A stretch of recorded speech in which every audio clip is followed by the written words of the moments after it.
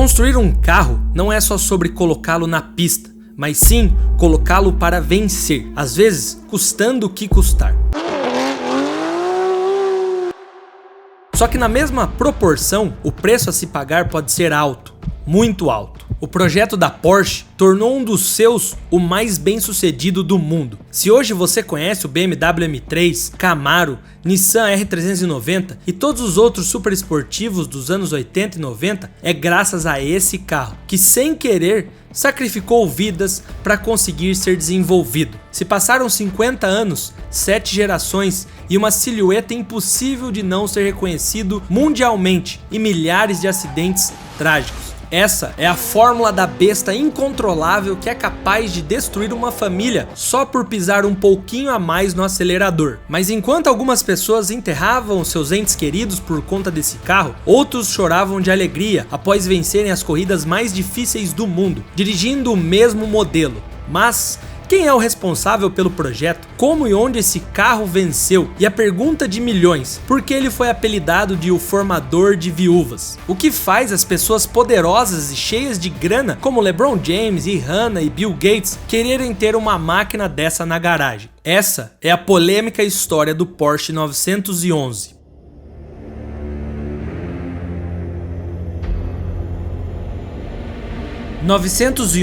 O grandioso terror.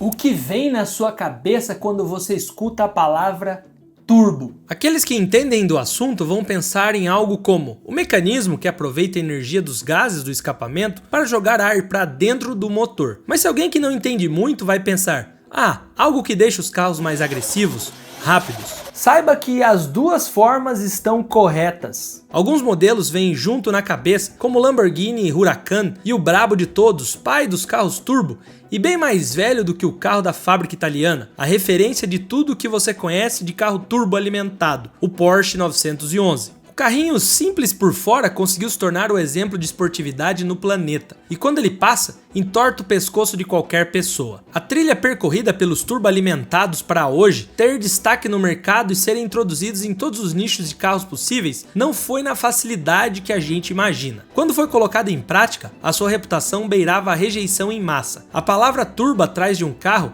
era a mesma coisa que comprar um carro que quebrava toda hora. Custava um absurdo para manter e, em troca, tivesse um pouquinho mais de explosões. O Oldsmobile Jetfire Rocket foi o primeiro a experimentar a rejeição do turbo, com um motor V8 de 3.5 litros que acompanhava um turbo Garrett Air Research T05, que introduzia cerca de 60 cavalos a mais no carro, chegando à potência bruta de 215 cavalos. Jetfire's got the sensational power and acceleration of the revolutionary turbo rocket engine.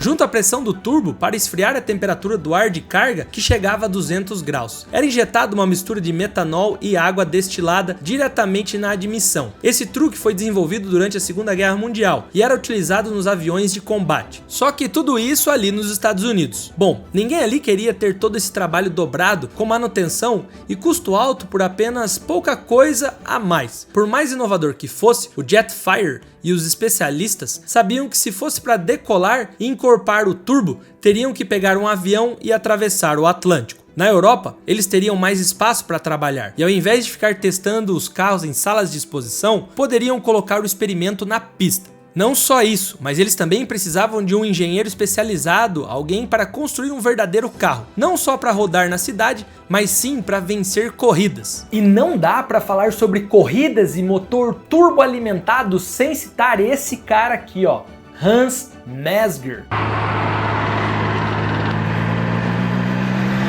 A base de tudo.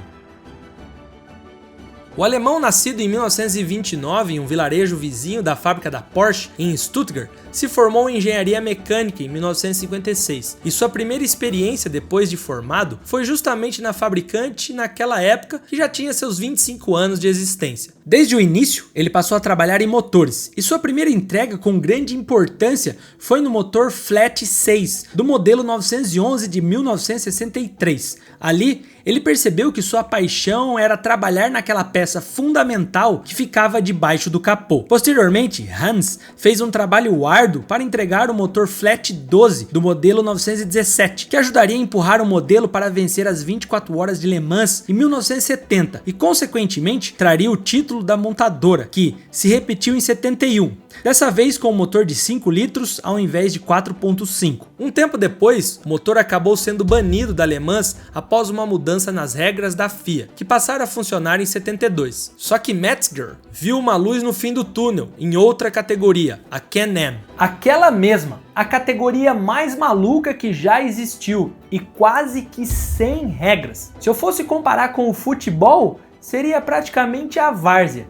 Mas até a várzea tem regras. Carros com motores V8 enormes e potentes, muitas vezes superando 600 cavalos de potência, eram comuns na Can-Am. As equipes experimentavam com aerodinâmica, suspensão e materiais leves para maximizar o desempenho em pista de alta velocidade, como o Watkins Glen e Road America. Com motores sem restrições e podendo trabalhar com o sobrealimentação, Hans aumentou a potência para 5.4 litros e introduziu 2 turbocompressores, o que daria cerca de 1.500 cavalos para a classificação e no modo conservador 1.100 cavalos. Era surreal. E dentro da categoria que exigia pensar fora da caixa e tecnologia inovadora, tudo se tornava absurdamente criativo e inteligente ao mesmo tempo. Duas características ótimas que gostamos de ter inclusive no dia a dia. E quem junta tudo isso é a Insider com as suas camisetas Tech T-Shirt, igual essa aqui que eu tô usando. E eu confesso que eu sempre fui fã deles, e eu posso provar. Essa aqui é novinha,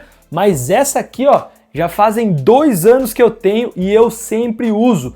Dura muito e também é anti-odor, desamassa no corpo e não desbota. Mantém-se nova aí por muito mais tempo. Além disso, é a única no mercado com garantia de 2 anos contra desbotamento, diferente de camisetas de algodão que você paga caro, perde a cor em menos de 1 ano e vira pijama. Por isso, o custo-benefício é o critério que você mais precisa levar em conta, e nisso a Insider está muito à frente dos outros. Com uma pegada versátil, minimalista, podendo usar no dia a dia, no trabalho, na academia e até no rolê. E eles são tão brabos que adiantaram o período promocional da Black Insider. Você tem uma oportunidade única, usar o cupom especial na mochila 15, que é cumulativo aos descontos do site, alcançando até 40% de desconto. Ou seja, meu caro, um descontão para você dar aquela oportunidade de usar algo que realmente é bom. E nesse canal vocês sabem que eu só falo aqui de coisas que eu uso e valem o nosso investimento. E calhou de estar no melhor momento possível com todos esses descontos. Mas se liga que são estoques limitados. Então eu sugiro a você pelo menos explorar o site e ver a variedade de produtos e entender porque eu gosto e uso. Deixei um link aí na descrição para facilitar sua jornada e garantir um produto brabo da Insider. E esse surrealismo não ficou apenas no papel. O carro na pista também era fora do comum e colocou todo mundo no bolso durante a temporada de 72 e 73. Porém, o carro gastava um combustível absurdo e esse fato gerou uma regra específica direcionado ao Porsche 917-30 e depois o seu banimento. Até 72, a Porsche estava a caminho de se tornar o rei dos esportes a motor. Era um nome conhecido em Le Mans, Rally, GTP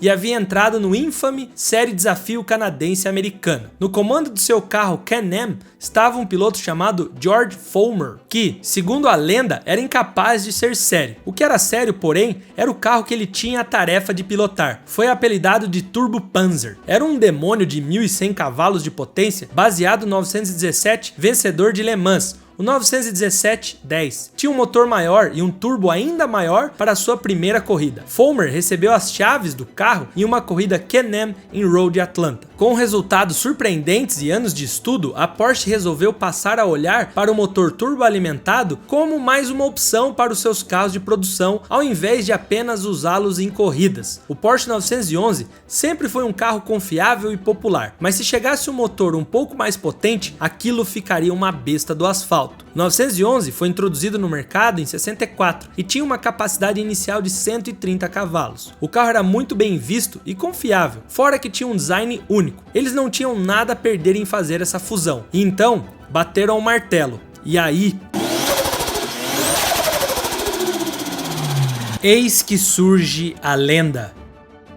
A irmã de Ferry Porsche, Louise Piet, estava completando 70 anos de vida e então Porsche resolveu presenteá-la com o primeiro 911 Turbo de todos, que tinha um motor flat 6 de 2.7 litros turbo alimentado. Parece demais para uma senhora de 70 anos, mas não para quem já estava acostumado com o carro e tinha pilotado um Carrera Turbo por aí. Afinal de contas, ela era filha do mais brabo de todos, Ferdinand Porsche. Uma rápida curiosidade, a Porsche foi contratada pelo governo alemão para projetar um carro acessível e robusto para as massas, o que resultou no desenvolvimento do Volkswagen Beetle, um dos carros mais populares da história, que você conhece bem aí como o Fusca. Voltando, Ferry Porsche estava determinado a criar um carro que não só mantivesse a reputação da Porsche no mundo das corridas, mas também fosse acessível e prático o suficiente para ser usado no dia a dia. Com o passar do tempo, Ferry, presidente da fábrica na época, percebeu que o carro dado de presente para sua irmã seria mais do que um teste. Aquele modelo estava pronto para tapar um buraco que a fábrica tinha entre os carros de corrida da Porsche e os disponíveis para a venda. Ele era o modelo perfeito para atender a demanda de um carro de produção veloz